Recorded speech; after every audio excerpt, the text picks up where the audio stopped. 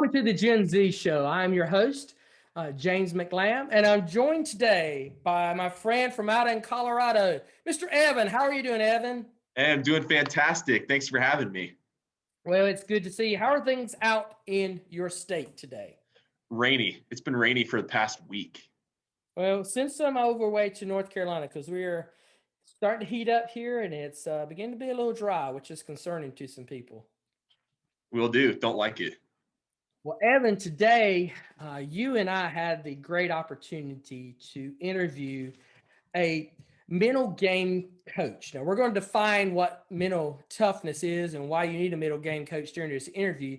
But Miss Tami Matheny, this is a great interview. She works primarily with athletes and teams to help them develop mental toughness, but she was very, very clear on the fact that she's not just teaching mental toughness, she's teaching life skills that are actually more beneficial in the long run to youth in academics, in their social aspects, in work aspects, that it translates all across the board. I really, really enjoyed this interview. What was one of the takeaways that you had from this interview? One of the biggest takeaways I got was this is good. So many negative emotions affect us every single day in our everyday lives, whether it's financial issues, relationship issues, maybe a mechanical issue with your car. Mental toughness is being able to block out those negative emotions and keep on rolling. And that's something that she really did a great job explaining. It was a great concept. We really went deep into what we were talking about. A lot of depth of knowledge. Parents, coaches, anyone involved with sports, you're really going to want to bookmark this and share it with your friends. And if you're sitting there and you're listening to us, you're saying, hey, I don't have an athlete in my house. You still need to listen to this because the concepts that she talks about translate to any aspect of a youth's life. And there are a lot of free resources on how to connect with her that you're going to need to look at in the show notes. So let's stop talking and let's go straight to our interview with Tami Matheny, mental game coach.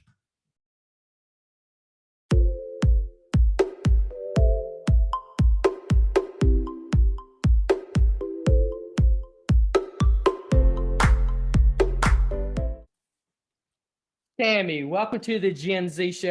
I want to thank you for being our guest today and really providing some expertise in an area that I really want to examine really deeply. But before we go into that topic, would you mind introducing yourself to our Gen Z audience so they'll get an opportunity to get to know who you are?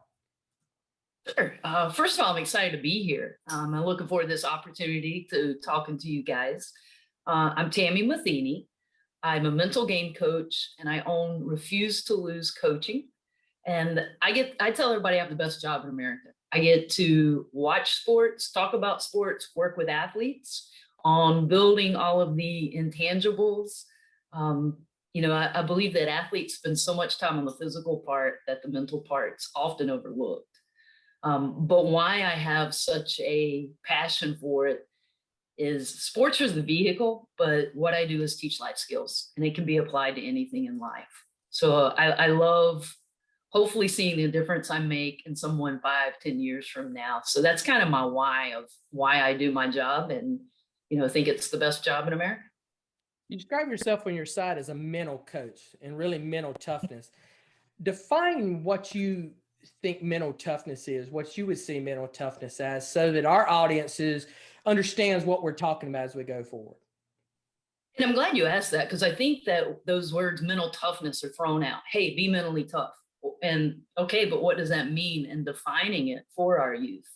But my definition that I use, I've broken it down very simple. But to me, mental toughness is nothing more than what you focus on. So the more we choose what we focus on, the tougher we can get. If I'm focusing on pain I'm feeling, then I'm becoming weak. If I'm focusing on what's not happening, then I'm getting more negative. And instead, learning to focus on what is good instead of the bad, even if it might be one thing. And that starts to develop mental toughness.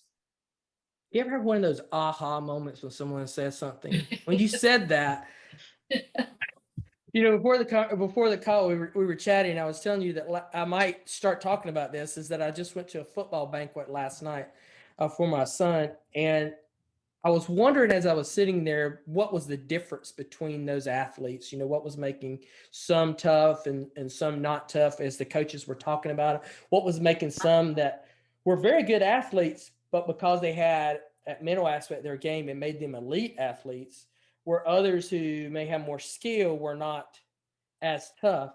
You just gave me what you focus on. That's brilliant.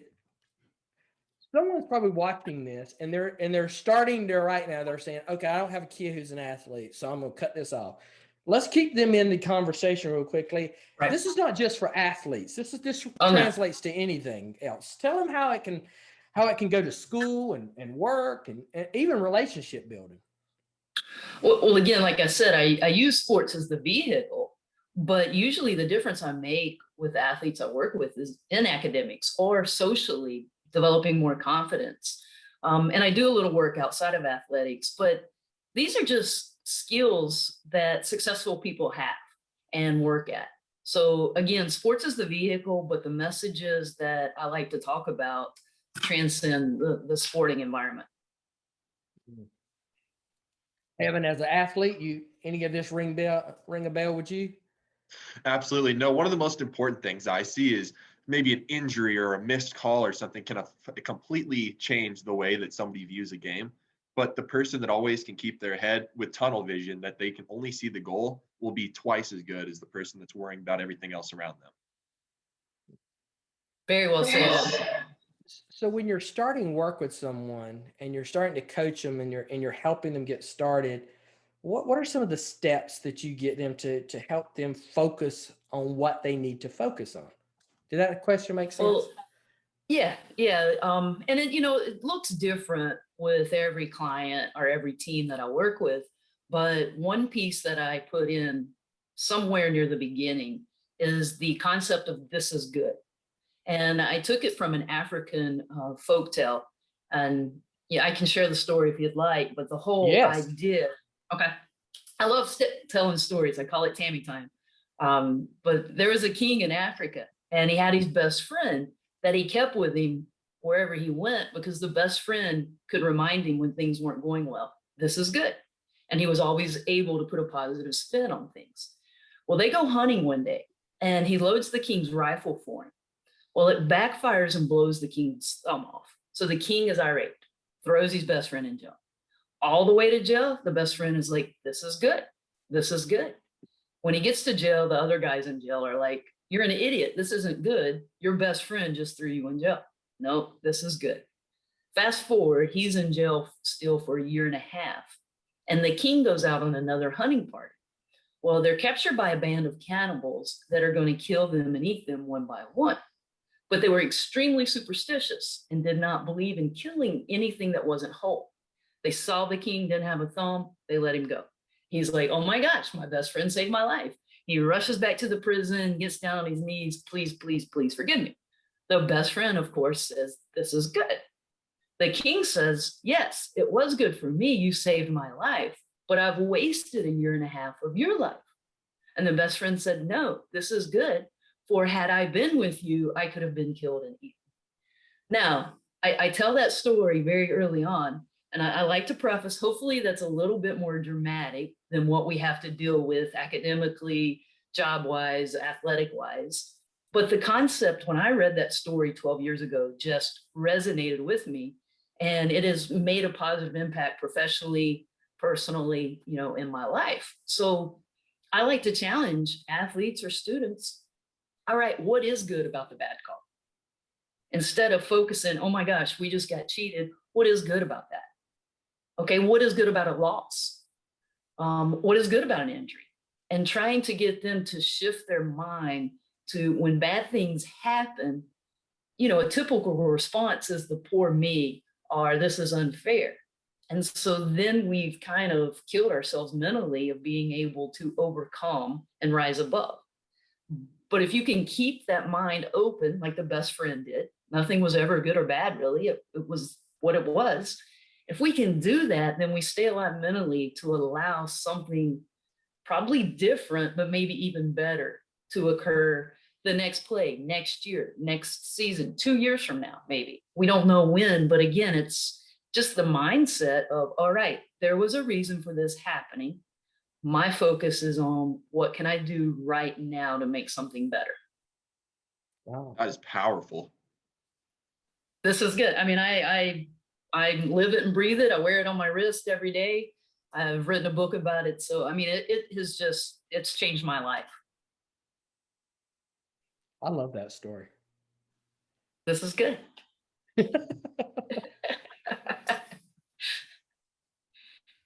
Evan, you look like you were about to say something? What is the most important piece of advice that you would give an incoming freshman that's about to start their athletic journeys? I think it's learning to stay in the moment.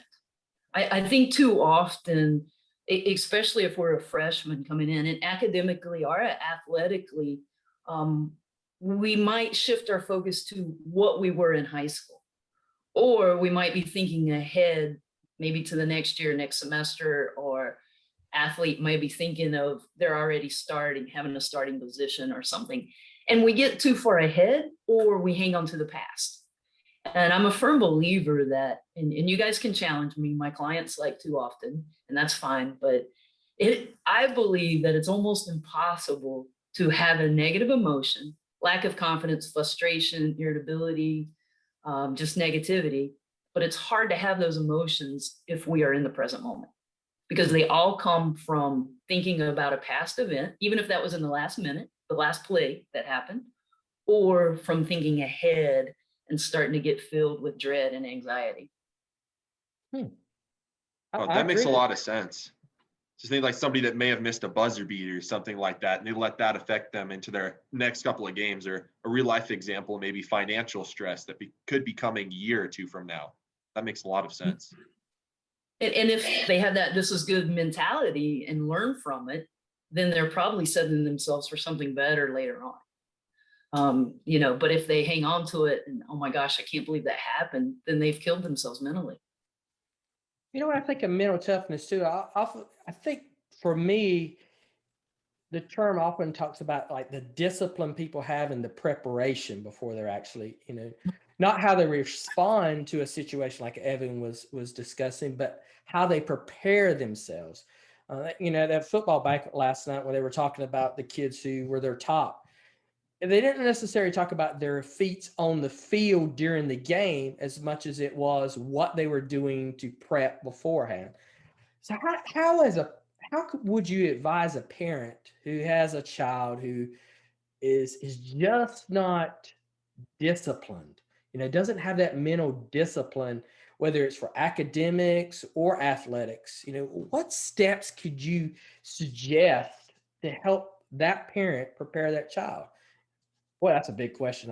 When I said that, I was like, what? But it's a common question. It's a frequent question that I get. And I hate to say I don't have the standard answer for this is how every single child is going to respond to it. Because I think there's obviously all of our brains respond and react differently.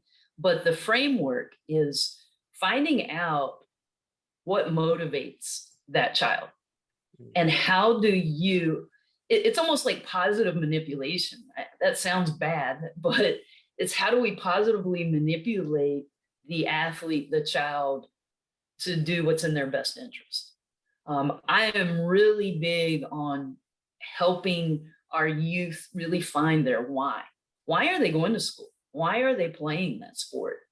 And helping them, not giving them the answers, not mom or dad's why, but their why. And then where do you want to go with that? And then helping them, okay, your actions aren't matching your why or where. Or, hey, let's talk about we can put together a game plan of how we're going to get to your where. Then I'm really big on I'm big on visuals. So I need visuals to keep me motivated. Creating a vision board. There's days I don't want to do my job, but I have a vision board of what I want to achieve, and I look at it. Oh yeah, that reminds me. And then I repeat my why every day. And so I think just simple steps like that, but you have to put in the foundation of really having some honest discussions of what does the child want to do? And often they don't know that, but starting those conversations can help you toward that path. Mm. Now, how many sports do you help coach?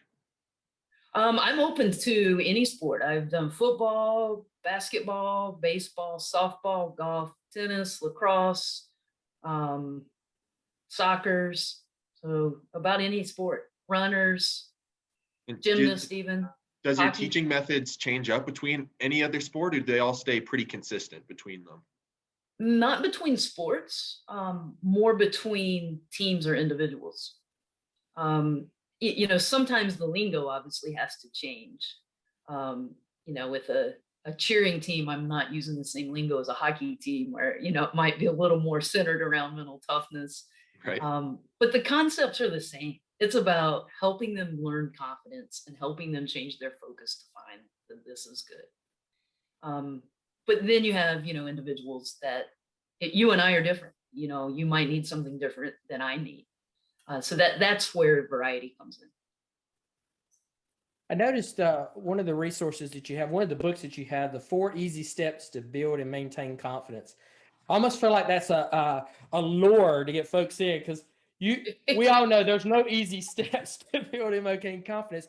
But I want to give you an opportunity to share what that is, so that if some of our audience is interested in that, they be able to find that resource.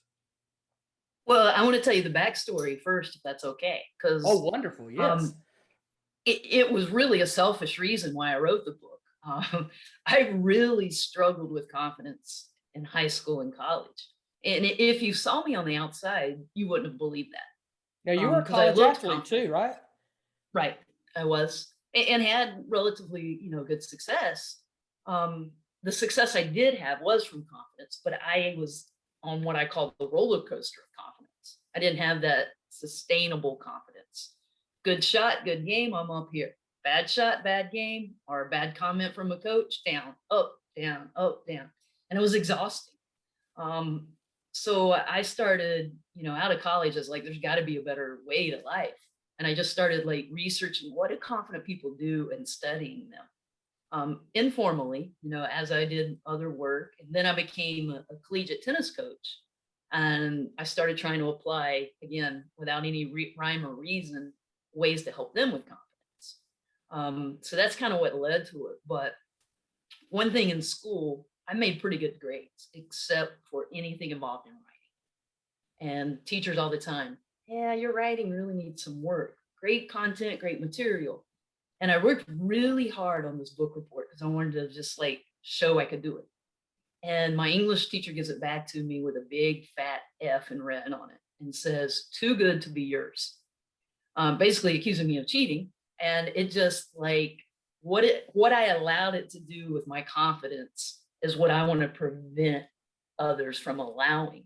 And it just became this chain around my ankle. I don't write. I can't write. And it was like I was staying in my comfort zone. So then I started becoming a speaker, a coach. Didn't mind standing up in front of thousands of people, but not going to write a blog. Not going to write, even a long social media post by any means, because I don't write.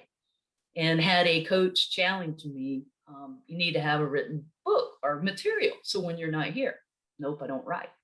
He said, well, I think I might need another mental coach then, because, a good mental coach would be telling us to step outside our comfort zone. Ooh.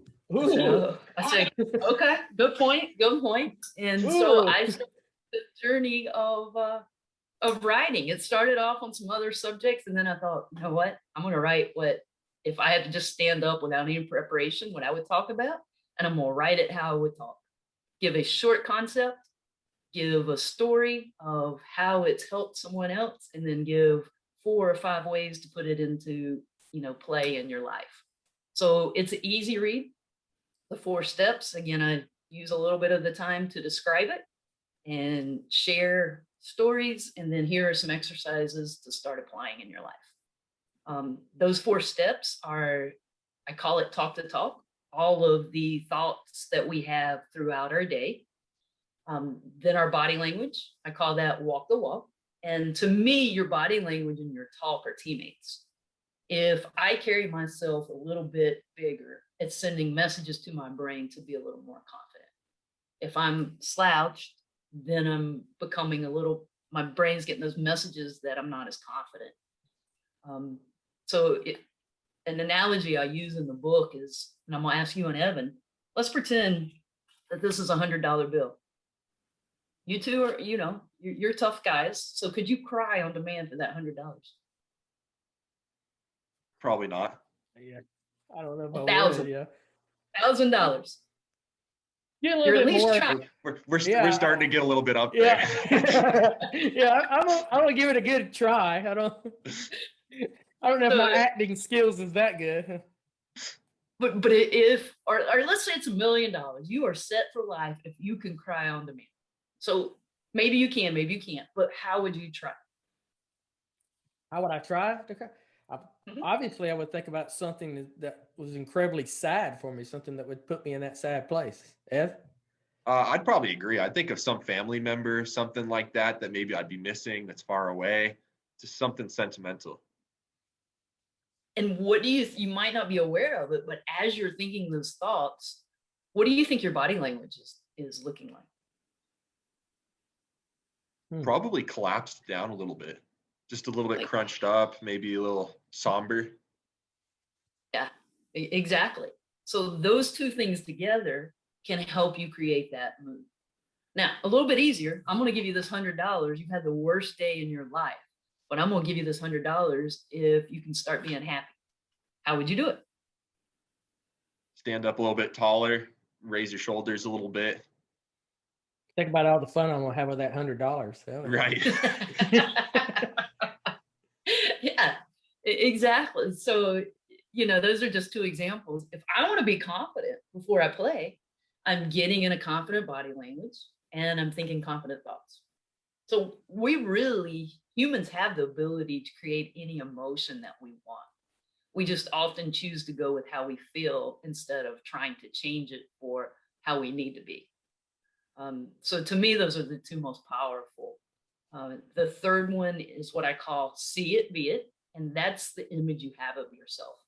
One of the first exercises I have athletes do to write what their confident self looks like.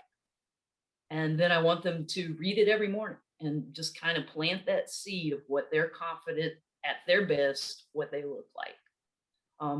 Then under see it, be it also includes visualization and just getting in extra reps that way. And then last, and you've already referenced it, James, but preparation. Really hard to be confident when you haven't put in the work. But that's not just the physical work, that's the mental work. That's taking care of yourself emotionally and taking care of your body. So a lot goes into that preparation. How often do you run into times where you're asked to coach a potential athlete or a student, and it's really coach or parent driven, and the student is really not motivated to be there? How do you handle that? I'm just picking your brain on that one there. So, well, it happens. So when the parent's the one that reaches out, I have an initial conversation with the parent that, have you talked to your athlete? Are they bought into it? If not, then we kind of have a game plan of what maybe they could say of, hey, it's not, I think you're crazy. I'm trying to give you another resource to strengthen you even more. But I make sure to let them know that chances are this is not going to be effective if the athlete's not bought in. So it's going to waste both our time and it's going to waste your money. And I say that up front. And then I like to have what I call meet and greet with the athlete, 10, 15-minute phone conversation or Zoom, and just let them fill me out and see if they're comfortable when talking to me. Because if they're not comfortable talking, then it's not going to work either. And then letting the athlete, hopefully, the athlete's bought in a little more, or hopefully they have the courage to say, no, mom, that's not going to work. I could see that concept not only being with a parent, trying to promote that, but an AD or a booster club member trying to get you to be the coach for their favorite team or a team at their school, and the coach is not bought into. Hey, I don't need this. Yeah. If the coach isn't bought in, it's not working. Because I've had coaches that way. They're like, here you go, and they walk away. They never even which is okay. Sometimes I like just having a team because sometimes the team responds more. But a coach that never then wants to be filled in what was talked about or try to, use it in practices or anything, then you're just like, this isn't going to be very effective. Well, I know that you are certified through John Gordon, who I think is probably, we're based off of Zig Ziglar's principles, and I think Gordon is probably the closest thing to Mr. Ziglar that we have currently. I mean, we have a lot of good leadership teachers and stuff, but his attitude concepts and his concepts on having an attitude, positive attitude towards teams are just, they buy into it. I mean, it's just wonderful. And a lot of it deals with coaches' language and parents' language and the mindset they has too. That's just powerful going forward on that. Evan, you look like you wanted to jump in. Do you think that COVID has affected the mental toughness of athletes? Ooh. Yes, good and bad. I did a Zoom early on. I guess it was probably May of last year, because I had so many athletes and teams just struggling. What do we do? How do we handle this? And some of my best moments are just on the spot without preparing or planning. And I thought, you know what, this is going to be the great separator. And there's going to be three groups of athletes, of students, of professionals, and some that, oh my gosh, my job or my sport has been taken away from me, or it's changed so much, poor me. Then there's going to be those that were like, whew, I get to be lazy. I can be, a sloth on the couch and take some time off and relax. And then there's that group of, how can I use this to set me apart? And I think you're finding that in the business world. Sometimes that's where the best inventions happen during a trying time. And that's where some of your greatest, athletes are created during the, when they're challenged. And so, yes, I'm seeing some that it's really improved their mental health and their confidence. And then, there's many that it has really taken a toll on. Now, I want to preface that and say that it may have hurt someone's mental health and they weren't one of the first to. I get that. I know that. I've had moments of struggle myself. So I don't want to seem demeaning to those that have struggled. And to me, it's not a weakness to struggle. It's a weakness to stay struggling without trying to help and change. That reminds me of Mr. Ziglar's quote where he says, you don't drown by falling in water. You drown by staying in it. Right. Get up and get out. Definitely. You're giving me flashbacks here. My dad was a Zig Ziglar man, and we would be driving in his car when I was a little girl with the little cassette tapes of Zig Ziglar. So I'm really dating myself there with cassette tapes. Well, I mean, that's my first exposure to it, but I guarantee you, even though I, run a Generation Ziglar, I guarantee you and I have not been exposed to as much Zig Ziglar stuff as Evan has, because his dad used to work for Mr. Ziglar. And I'm sure, Evan was listening to it, before he was born. I'm sure his mother was walking around the house. Oh, yeah. No, I met him when I was like 1. My dad would cart me around all of his events. And my first little book of big quotes when I was 4. That's awesome. Wow. You didn't have a choice but to come out motivated and positive. Right. Exactly. It doesn't. I like those groups that you put in, the poor me group, kind of the slacker group, and then how do I use this to get better group? Because I saw that last summer when, in North Carolina, for the football team that I was associated with through my son, they all summer were unsure what was going to happen because, North Carolina was not telling them because nobody knew. I mean, it was really nobody's fault. Nobody knew whether they were going to play or not going to play. And so we offered up a local gym that I'm affiliated with, offered up an opportunity for the athletes to come at a reduced charge and have a class just specifically for them. And last night at the banquet, I was sitting back watching the 15 that I knew that enrolled. 5 of them were all conference. And the others, 2 of the others were injured throughout this season and really didn't get a chance to showcase anything. They got injured, so they missed most of the season. And the rest of them were rising freshmen, and they can't be all anything. I mean, they're just there. But 2 of them were recognized as being, top of their team. So only one out of that entire group did not do anything. And when I say that, I mean, he decided not to play at all. I think, the delay, he just lost his thing. So they used that time. They were part of that. How do I use this to get better group? And if you looked at every single team, or, academically even, or business people, that there are people definitely that set themselves apart during that time. But it was thinking outside the box of, how do I use the equipment at home to lift weights? I had to reinvent my job. And again, I was one of those. I had a poor as me moment early on. Again, I'm not perfect, and I have to use my stuff on myself, every day as well. But I had a poor as me moment of, I can't meet with my teams. And then probably 90% of my job before COVID was in person. And I had not really embraced, the Zooming as much. And I had a great friend again. He said, "Hey, what's your why?" I was like, "My why is to make a difference and reach as many people." "Well, I think you're missing the boat, though, because I think you can reach more people on Zoom, and you're just having a pity party." I said, "Yeah, you're right." And so once I thought, okay, I got to start thinking outside the box and Zoom, and how can I grow from this? Man, it's really paid off. And again, it's a mindset. It is so easy to focus on what we don't have. And you might be, one of my favorite quotes is, "Do you want to be right or successful?" And you may be right, and it is unfair. And COVID was unfair. It was it's been a challenge for all of us. But the successful people are the ones that turn to, instead of the poor me, just focused on what's one thing I can do to become successful, and just trying to stay in that moment, do that one thing, move on. I call it win the moment.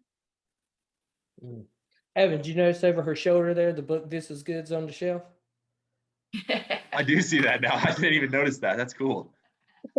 I didn't even know about how I through talking. I was like, what is that behind her? What does that say? They're good product placement. I like that. This is good. Well, that's a line I'll definitely see myself using. This is good. That is powerful. It really is. And it's such a, again, you have three groups when you tell the story. Some roll their eyes and say, "Oh, it's cheesy." Then you get those that kind of are like, "Oh, that's cute.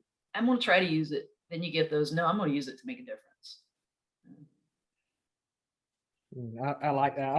I love these concepts that we have. I love those steps that we have that you've had. If our audience, parents, teachers, coaches, athletes, if they wanted to connect with you, how can they do that? What's the best way for them to find you?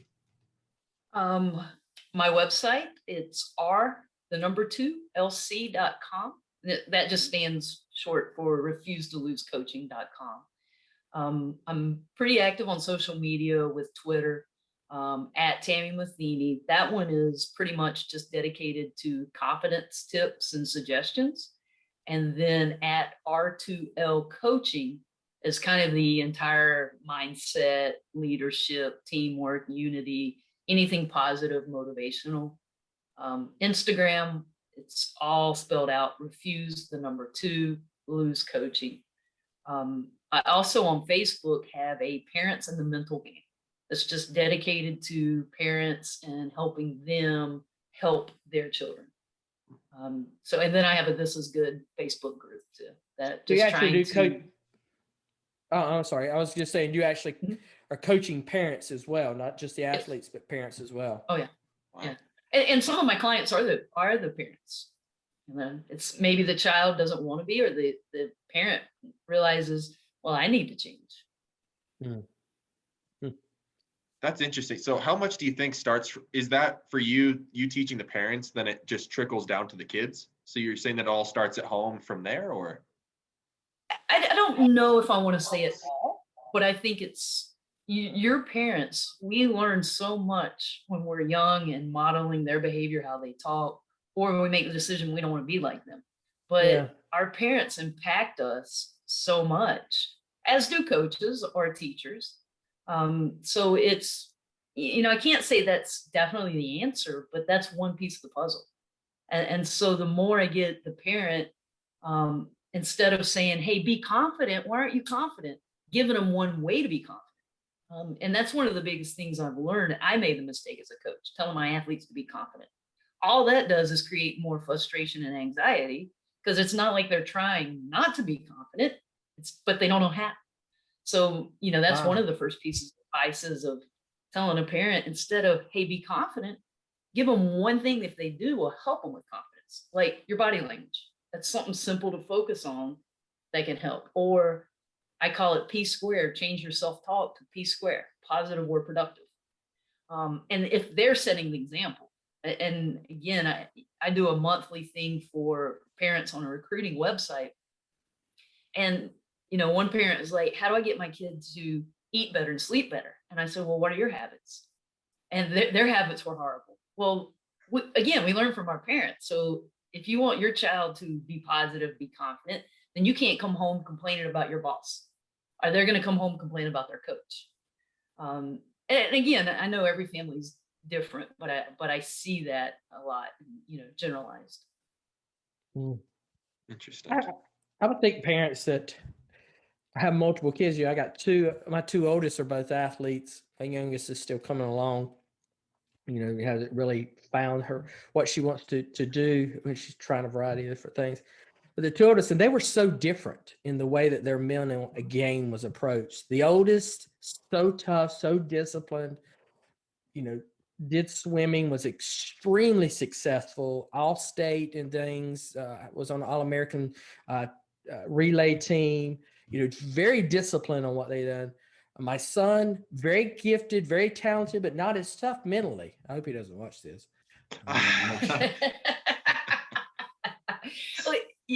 So that's why I didn't want to say definitely yes to Evan, because I think we also learn from our siblings. I had a twin, and he had more natural. I have a twin, not have, but he had more natural athletic ability than I had. But I was focused, determined. He hated to put in the practice, and I started having more success for a female than he had for a male. And then hearing that from other people or my parents without realizing it, and they were wonderful, positive, supportive people, but they would say, David, why aren't you more like Tami?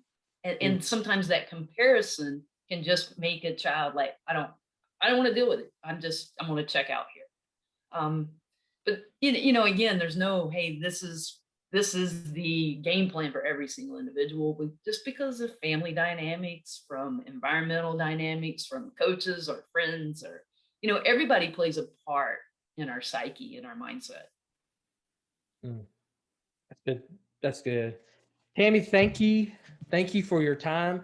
All the audience, all the resources that she mentioned, social media and her website, we're going to put in the show notes. If you guys will look straight down, hit show more, you're going to see all that information and direct links that you can click and go straight to her site. Also, I'm going to put down in the show notes the link to the book as well. Is that on Amazon? Both of the books are on Amazon, Confident Athlete and This Is Good. Right, one thing I do want to mention, I put out a free resource. It's called the Confident Calendar at the beginning of every month. And it just gives you one tip every day. Like Tuesday's Talk the Talk Tuesday. Wednesday's Walk the Walk Wednesday. So something about body language. Thursday is Thankful Thursday. So something about gratitude. And to me, confidence is built by what we say, do, and think on a consistent basis. So this calendar is to try to get people in the habit of just focusing on that one thing to just slowly start building their confidence. But coaches, parents, I've had teachers that, hey, when's this month's coming out? So it's been a popular resource. It's free. They can go to my website and scroll down to the bottom. There's a place to sign up for it, or send me an email and I'll be glad to send out a calendar.